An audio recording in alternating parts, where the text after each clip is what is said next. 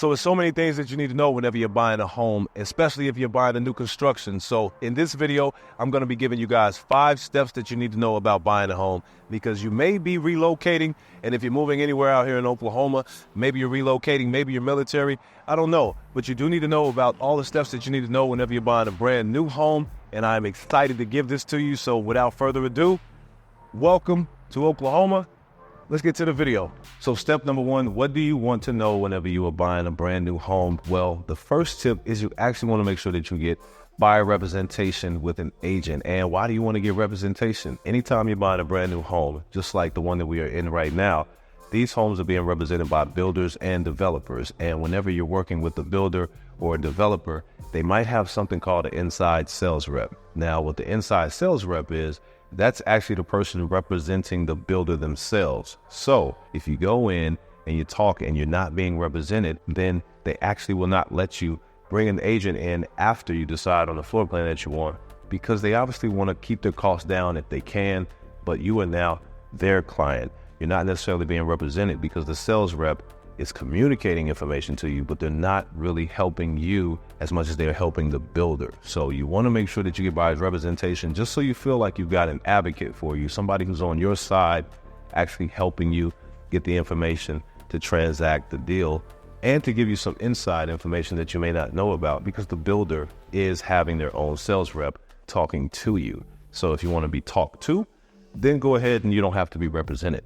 The second reason is because buyer's representation actually costs you $0. I don't know if you know this, but in the state of Oklahoma that we're in right now, if you are being represented, the builders are actually paying us, the agents, to actually bring them a buyer. So it costs you nothing. A lot of people don't know that, but it actually costs you $0 to be represented. So if you could be represented without having to spend any money to be represented, would you? Well, I think that might be something that you want to consider, because you can buy something like this with full representation by making sure that you reach out to me or someone else. So if you want to reach out to me, make sure that you actually click in the show notes. I've got all the information in the show notes. You can shoot us a call, shoot us a text, shoot us an email, or just schedule a Zoom call. So listen, we get calls from people all over the place, from as far as Qatar, Egypt, to the city that we're in right now in Oklahoma, that are asking, hey, can you help me buy a home? So I would love to help you and make sure that you are getting represented. So next, let's talk about step 2.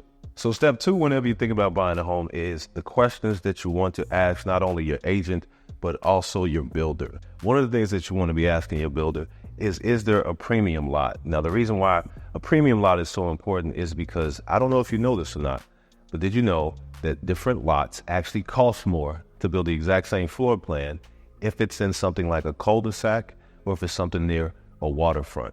That's a question that you want to ask your agent and the builder. Is there a premium lot? Because you could be spending, what we're here in the house right now, this is $1.2 million. But if this house was maybe in a middle lot, it might be $890,000. But if it's near the waterfront that we have here, it's $1.2 million. So a lot that's in high demand will cost more. So make sure that you ask your builder, is there a premium lot? Make sure that you ask your agent as well, because they will go on behalf. Somebody like me, I would be going on your behalf, asking, is there a premium lot? One of the other questions that you also want to ask is, are there any buyer incentives? So come up here with me, let's walk upstairs and let's talk a little bit about what the buyer incentives are.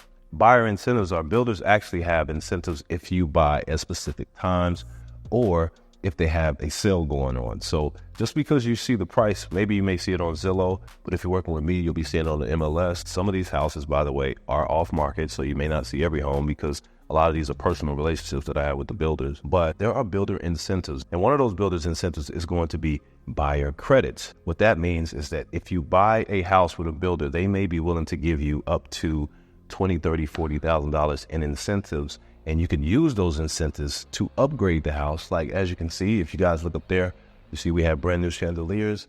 If they have builder credits, you could get something like brand new chandeliers, or that could even help your closing cost and actually lower the price that you actually have to come to closing with, because you can use that money to either pay for a new chandelier, maybe you want to put in some new upgrades, or you just want to come at closing with a little less money. Buyer incentives, make sure you ask your builder that and ask your agent as well. So now let's go talk about step 3.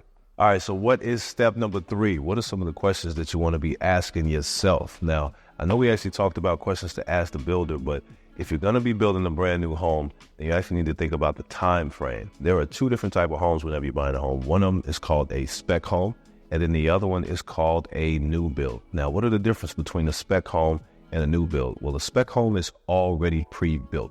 Most of the time it's been constructed all the way up to the drywall, but what that means is that they're actually waiting for a buyer. So as soon as we are ready to go purchase that home and put a contract on it, then they'll actually finish up doing the painting and things like that, which takes anywhere from 30 to 90 days. It just depends on the type of builder and the size of the home. But a spec home already has the floor plan.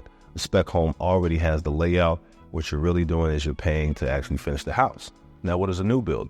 A new build is from the ground up. And that's why I say it's so important for you guys to really think about the timeline that you have, because let's say that you're actually relocating. Maybe you're like some of my clients right now who are moving during the summertime and they want to get ready for the school year that starts in August, right? Well, they're probably going to be looking at a spec home because the spec home just takes 30 to maybe 90 days, depending on the builder, to get ready, because they couldn't do a new build because it might take 9 months. So those are two things to really know the difference between a spec home and a new build, and ask yourself the timeline. How much time do you actually have?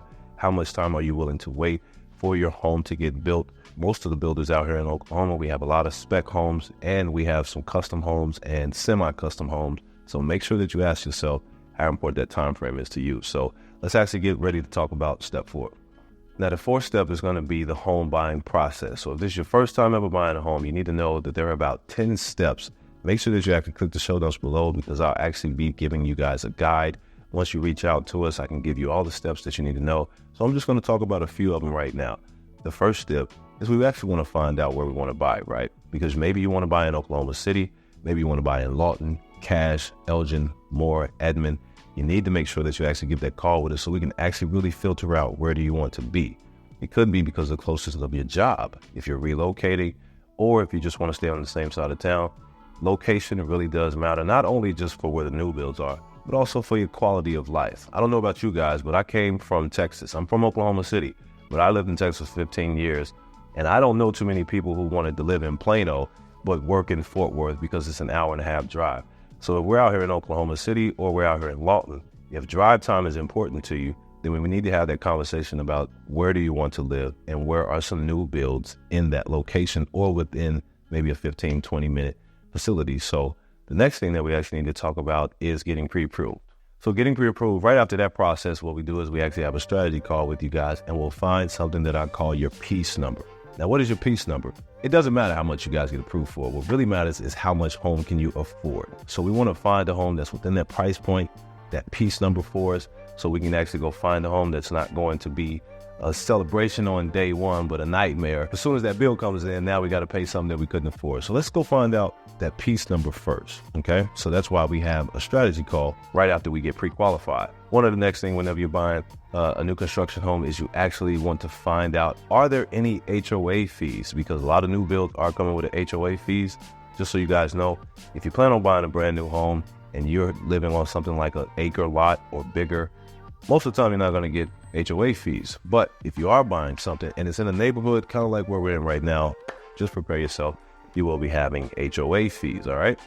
So the other thing that you guys want to think about is choosing your builder. This is probably one of the most important pieces.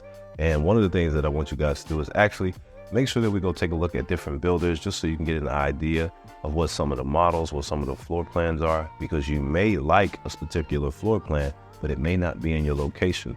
So having the conversations with the builders, what are your floor plans, what are your options in this neighborhood, is definitely something you want to do as well. So one of the next steps that we actually want to do is something which is my favorite thing to do.